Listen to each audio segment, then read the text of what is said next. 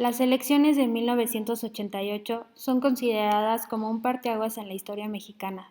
Antes de este crítico año en la historia democrática de México, el gobernante a cargo del país fue Miguel de la Madrid. De la Madrid recibió a un país lastimado por graves crisis económicas, lo cual representó un reto para su gobierno.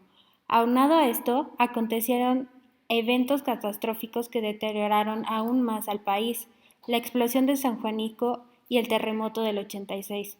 Conocer el contexto histórico bajo el cual las elecciones de 1988 se dieron es imprescindible para conocer el impacto de las mismas en la democracia Bueno, mexicana. pues para los ochentas recordarás que estaba Miguel de la Madrid como presidente de la República. Se hacen algunas reformas importantes en el Congreso en materia electoral, que aparentemente comienza a abrir el espacio para una nueva era democrática en el país. Situación que comienza a preocupar mucho a los priistas, que mantuvieron el poder del PRI durante casi 50 años. Entonces comienza a preocupar dentro de las cúpulas priistas el hecho de abrir esas partes democráticas a través del Congreso que permitirían una mejor, llevar a cabo una mejor elección en el momento que llegara en 1988. El PRI empieza a haber inconformidad por las políticas que ya llevaba el partido dentro del poder y el partido político, pero además también la sociedad comienza a demandar espacios de oportunidad. Y bueno, pues en este caso Cuauhtémoc Cárdenas es uno de los primeros que rompe con esta parte del PRI y trata de demostrar a la sociedad que ya el PRI ya no es democrático, que ya no es hacia la sociedad. Y bueno, a la mitad del mandato de Miguel de la Madrid se empiezan a dar estos cambios políticos, ¿no? Y bueno, eso también despierta el consciente de la gente, empieza a despertar el consciente de los grupos políticos de izquierda, que de alguna forma retoman una fuerza hacia esas elecciones de 1988. ¿Qué pasa con Miguel de la Madrid? No solamente da la apertura, lleva una economía más o menos regular, porque a él se le dan dos hechos importantes en la historia, que fue el San Juanico, lo del terremoto, que le afecta directamente a su economía, la economía que llevaba el país. Y bueno, pues esto debilita de alguna forma un poder como el poder priista que manejaba en ese entonces el país, comienza a debilitarlo. Pero para entonces ya había mucha inconformidad por la forma en que se manejaba. El PRI tenía todo el poder en todo el país. Prácticamente tenía dominado todos los estados de la República, tenía la mayoría de los congresos, tenía la mayoría de las presidencias municipales. Y bueno, esto detrás del PRI venía el PAN, siempre tratando de ganar espacios, siempre tratando de ganar. Pero al rompimiento de Cárdenas con el PRI y la búsqueda de su propio espacio, y a la cercanía de esta carrera política a la presidencia de 1988, Cárdenas comienza a tener un efecto muy importante, porque comienza a destapar lo que ya no debería existir en el país. Este control político, este control de la sociedad, este control de todos los congresos por parte del PRI. Y empieza a abrirle el espacio a la palabra democracia.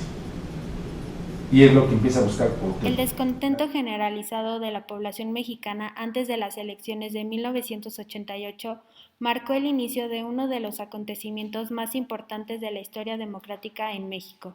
El sentimiento que brotaba de las masas era el deseo de ejercer la democracia y destituir al PRI del poder. Cuauhtémoc Cárdenas provocó más agitación con su salida del PRI y su instauración con los partidos de izquierda, denunciando las corruptas prácticas políticas del PRI, acusándolas como causante de las crisis por las cuales el país estaba pasando. Rousseau menciona que la voluntad general necesita individuos deslindados de grupos, y Cuauhtémoc hizo precisamente esto con su movimiento. Cuauhtémoc logró captar a mucha de la población mexicana, siendo una figura de esperanza ante la hegemonía del PRI. Antes de esta agitación, Miguel de la Madrid propuso un nuevo método para agilizar las elecciones y hacerlas más transparentes, con el fin de proveer de un medio más rápido y eficaz para el cómputo de los votos de las elecciones del final de su gobernatura. Miguel de la Madrid instauró un sistema computarizado para el proceso de los votantes. Esto con el fin de hacer valer la neutralidad del Estado, pieza fundamental del modelo liberal, donde en teoría el Estado debe hacer prevalecer la justicia. La creación de este sistema es crítico en la historia de la nación y es el punto alrededor del cual gira la controversia del presunto fraude electoral que se cometió. Precisa. Hay algo muy novedoso en estas elecciones, que es la forma en que se va a recopilar toda la información para la forma en que se va a recopilar toda esta información para poder darle un resultado a la población. Es a través de llamadas telefónicas hacia el centro de donde se concentraba toda esta información, y es la llamada en ese tiempo se le denomina a un hecho histórico, que es la caída del sistema. No hay tal caída del sistema como se comenta, de que se hubiera desaparecido la información. Lo que sucede es que era una saturación de llamadas de los distritos hacia el consejo para dar el número de votantes que habían ganado en cada distrito. Se satura tanto que no hay la forma de obtenerlas tan rápido, y se satura todo esto. Se dan cuenta Cuauhtémoc y los otros contendientes, Manuel Cloutier, se dan cuenta de este problema y van hacia Gobernación para demandar qué pasaba y emitir una posición. En ese momento no se soluciona el problema, porque finalmente no había manera de recibir tantísimas llamadas y poder obtener todas las votaciones. ¿Cuál es la expectativa de Cuauhtémoc sobre estas elecciones? Nuevamente lo llaman un fraude, un arreglo ya del gobierno previo a estas elecciones para poder obtener nuevamente el triunfo, cuando aparentemente Cuauhtémoc y Cloutier tenían su propia información de sus propios distritos que les decía que ellos iban a ganar. Manuel J. Cloutier, 3.267.159 con el 17.07%. Carlos Salinas de Gortari, 9.641.329 con el 50.36%.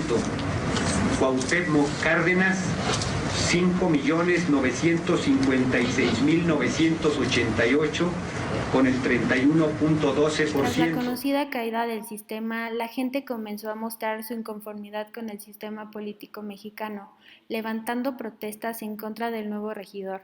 La sociedad consideraba que el contrato social se había roto, debido a que al hacer votaciones habían depositado su confianza en el Estado y este había violado su neutralidad a juicio de los protestantes. Imágenes de fraude electoral como camiones de votantes descargados en las urnas y el transporte de urnas a casas particulares provocó un desconcierto nacional acerca de la credibilidad de las elecciones. Cárdenas, como contendiente perdedor, levantó movimientos de protesta, denunciando el fraude electoral que tanto él como el pueblo presumía había acontecido en las elecciones. Las elecciones de 1988 fue un gatillo que disparó la externalización generalizada de la gobernatura del PRI. Lo que sucede en ese momento con Cuauhtémoc es que comienza a denunciar nuevamente las tropelías del PRI, y comienza a partir de ese momento a no bajar la guardia para que se movilice la gente. El partido que él en ese entonces con el cual representó a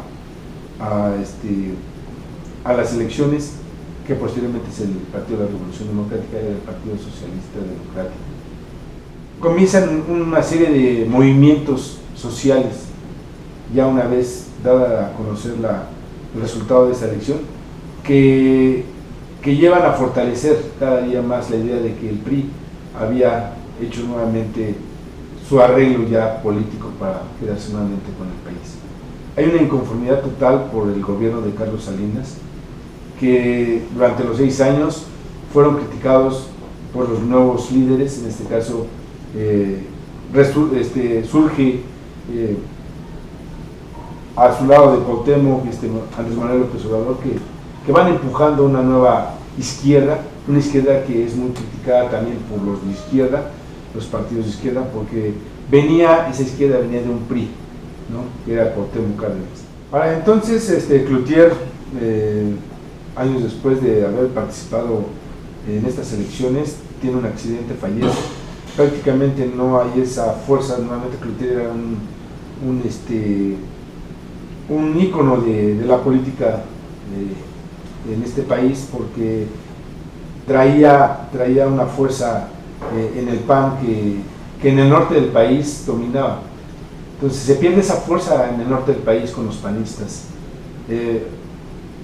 Por primera vez en la historia también el PAN gana una elección en un estado que es Baja California, y el PAN se posiciona en este estado. Para el PRI había una preocupación, ¿no?, que perdieran un estado.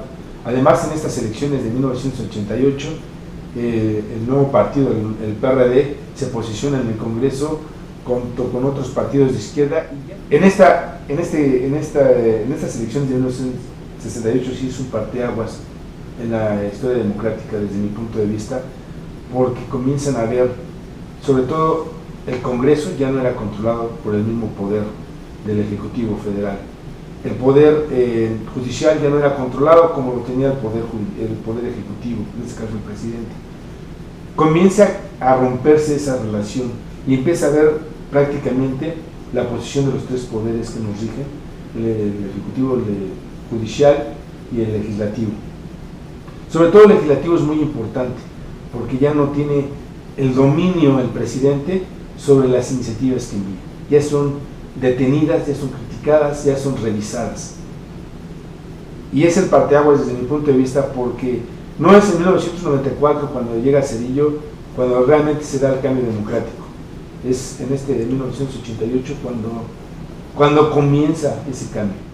Desde las elecciones de 1988, México ha sufrido cambios en su sistema político. Sin duda, la apertura de la Cámara de Diputados y el Senado, así como la pérdida de un estado de república por el PRI, marcó el comienzo del camino hacia la democracia de México. Es atribuible a este hecho el cambio de poder en el año 2000, cuando Vicente Fox ganó la presidencia de México bajo la guarda del PAN.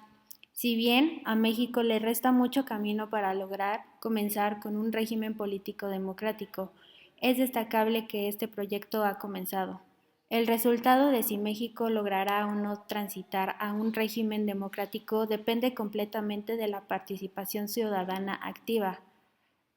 Arendt menciona: si no estás solo, no eres libre. Y esto va ligado directamente con la responsabilidad de los ciudadanos por involucrarse en asuntos políticos y sociales del país para generar los cambios necesarios hacia un México mejor.